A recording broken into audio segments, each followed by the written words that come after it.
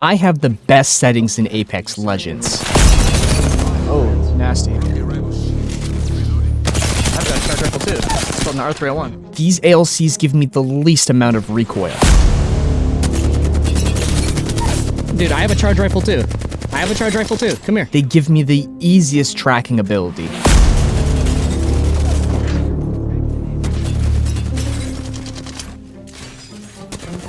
They are the best for smooth flicking.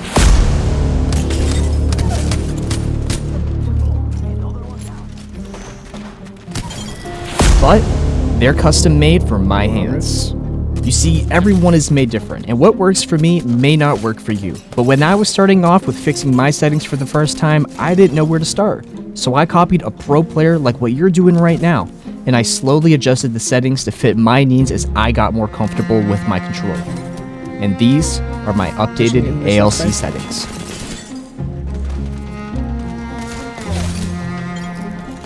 I wasn't even gonna make a video about this, but over the last, I don't even know when the last time I made a video like this was. But recently in all of my live streams that we've been doing here on YouTube, all of the guides that we've been posting recently on like how to take fights and how to move around and, you know, different aiming techniques, you guys have been blowing up the comment section on what my updated Season 18 settings are.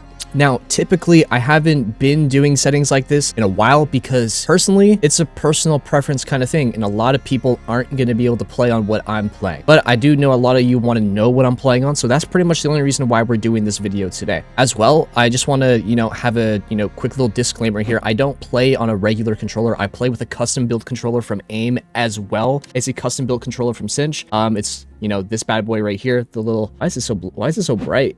The little anime controller here. And the main thing about my controller is that it has these paddles on the back. Now, something that is just super important about this controller is that the thumbsticks that are on this controller are very, very stiff. As well, this controller here has a software built into the controller, calculates how much stick drift you have, and then basically removes like 99% of it. So as you'll see later in the video here where we're going over like my dead zones and like certain settings like that, I'm able to play on very specific settings because I have a very good controller. At the end of the day, gaming isn't necessarily pay to win, but there are lots of things that you can pay for that is going to enhance your experience while gaming. With that being said, let's hop into my settings and let's get talking about what settings I'm using for Season 18. Alright, we're going to go over my gameplay settings. We're going to just cover all the things that I deem important. Starting off with interact prompt style. This is on compact instead of default. The main reason why we have this is because compact, as you'll see, it takes up very little on our screen versus if we have it on default, it'll take up a massive portion of our screen. Button hints is turned off. Crosshair damage, I actually turn this off. When you're shooting someone, you can hear that you're hitting your shots. You can see that you're hitting your shots as well. You have damage numbers that pop up. I really don't need to have this big X in the middle of my screen. It does very little for me. Damage numbers are on stacking. We want them on stacking because it tells you the total amount of damage that you put in, 108, versus... Good luck trying to count how much damage you just put in. So I always play with stacking.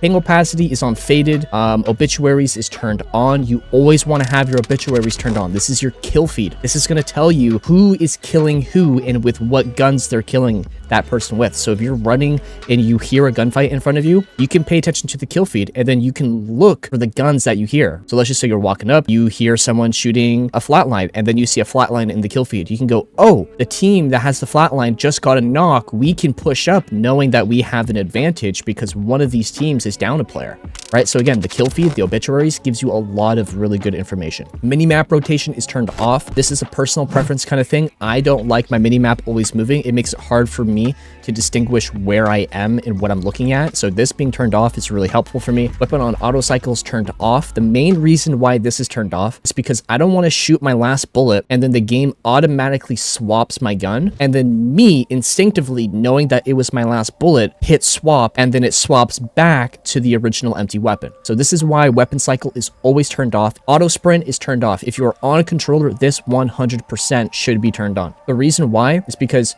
you don't need to click in every single time you want to sprint. So let's just say you want to hit a wall jump. You don't have to click, forward, slide, jump. All you have to do is just push your stick forward and you're instantly sprinting. So 1, it's going to be easier to do movement. 2, it's going to save your controller. And 3, you're not going to want to pull your hair out every single time you need to move by clicking in your thumb. Also, a lot of people think that you can't walk anymore. That's not true. Just push your stick a little bit and you can still walk.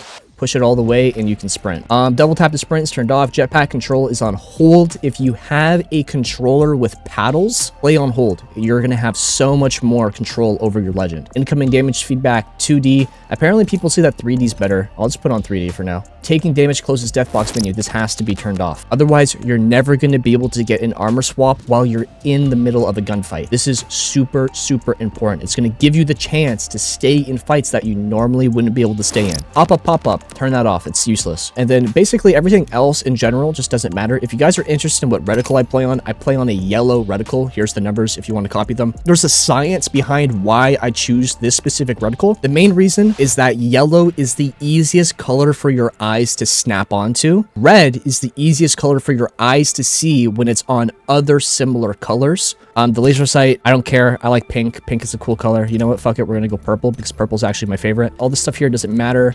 My controller settings. I play with a default button layout. If you guys haven't seen my button layout guide, we recently posted one this season, season 18. It's going to cover what button layout you should be playing on, whether you have like a default controller or whether you have one with paddles.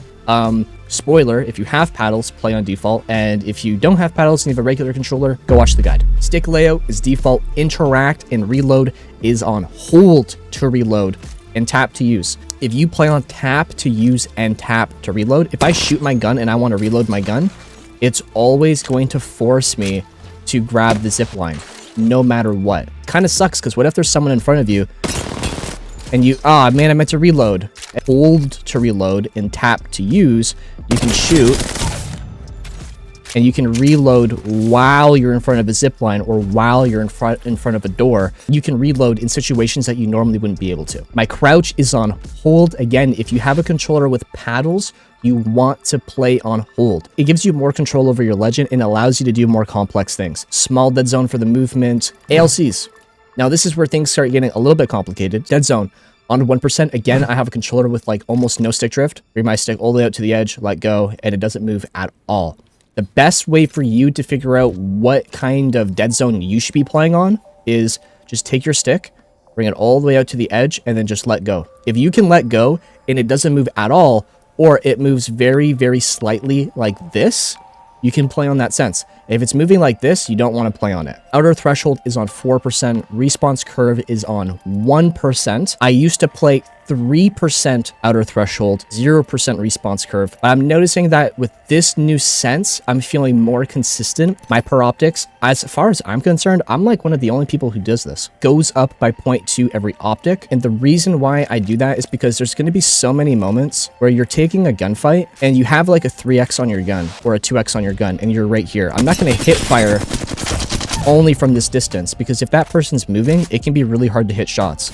But because my per optics has a 0.14, so it allows me to move my crosshair around really easily, even when I'm up close. And again, it allows me to have more control in a close range situation. My yaw speed, I'm playing on 290. These, my yaws, my pitches will always be the exact same. If I need to make a 45-degree diagonal push like this with my thumb, because they're the same speed, everything that I do with my thumb is going to happen exactly as it's supposed to in game. Versus if your sense is slightly different, so like your yaw is like over here and then your pitch is a little bit further back, whenever you try to make that 45-degree, it's not going to be perfect. It's going to be slanted like this, because you have to push harder going up so that it makes that correction for the difference in speed, if that makes any sense. My extra yaw and pitch, this is basically when you bring your stick all the way out to the edge. Once it hits that mark, it gives you extra speed. Realistically, you can only get a total of 500 speed. So it would be like 250, 250, and then 250, 250. The only reason why I max it out is because I don't want to do the math, and I feel and I like the feeling of 290, right? So again, whenever I bring my stick out to the edge, it will instantly give me that extra 250 speed. So this makes it so that if I have to do a 180 really quick, It's just a little bit easier. My looking down sight or aiming down sight speed, I play on 125, 125. If you know me back in the day, I used to play 190, 190. It was really fast. I've been liking this slower sense a lot more. I'm feeling more consistent overall with my tracking and my aiming, but this might change in the future. And then again, I just have a little bit of extra speed right here. My video settings here are pretty straightforward and simple. Video display, I play on full screen. I play 16 by 10 instead of 16 by 9. So this is known as stretched resolution. And then yeah, I have a really beast of a computer. Like I have a NVIDIA 4070 Ti, and then I have like the highest Intel i9 like processor. So I can play all max settings, but I choose not to. My audio settings, 39% sound effect, 25% dialogue, and then the rest is just on 0 because I don't care about the music. But yeah, I'm currently playing on 4-1 with a 1% dead zone, and that's it right there. If you guys have any types of questions, make sure to leave it in the comment section down below. I'm gonna do my absolute best to get back to everyone who does have questions. If you guys are interested in booking a coaching session with me, whether you want to fine tune your settings, whether you want to work on different mechanics like movement or fighting or ranked, we do have, coaching sessions available for every type of player, whether you're a brand new player or whether you're a very experienced player. And if you're unsure if you want to get coaching sessions, but you're thinking about it, we have tons of previously recorded sessions on this YouTube channel as well. We also live stream some of our coaching sessions that you guys can check out. You guys can come hop on in, and you can also kind of see what we do in the sessions. And, maybe you can work on some of your skills that someone else is having an issue with, and then you can translate their mistakes into your gameplay and work on those right there. Now, that's everything for today's video. If you enjoyed it, make sure to hit the like button and subscribe, and we will see you in the next one. Peace.